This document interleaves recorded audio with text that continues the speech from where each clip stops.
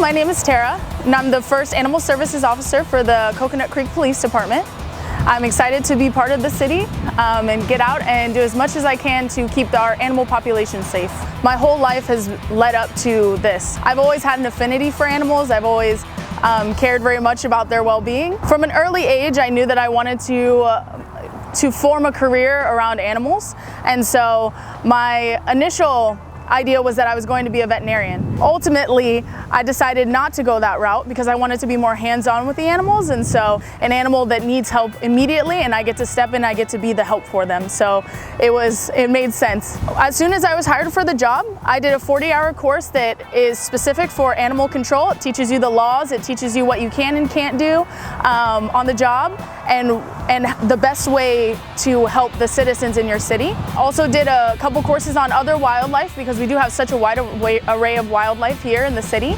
And so I wanted to make sure that I was familiar with all of the different species, how they interact with people, and how to step in and make sure that everyone is safe, including the animal. Critters in the Creek is very important to me because Critters in the Creek is going to be our way of getting the information that we have about animals to our citizens.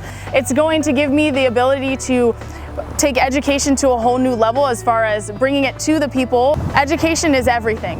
The more education that we have on these animals, the easier it will be to coexist with them. So this is the Animal Services truck, and you should see me riding around the city in order to patrol for different animal issues. This truck is fully equipped. I actually have air-conditioned cages, so it stays nice and cool, especially in our summer months. And there's a nice little monitor so that I can keep track of the internal temperature from the cab of my truck.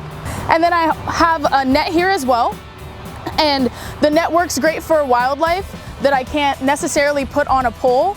Because the pole has to go around either a neck and an arm, our smaller animals tend to be easier to catch on this net.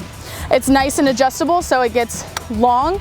If I need to, put it down in a drain to save baby ducks, or reach behind a shed in order to get a possum, that sort of thing. In my role, I really want the citizens of Coconut Creek to feel comfortable with calling me with any issue. I want to be the person who everyone goes to when they're dealing with an animal issue.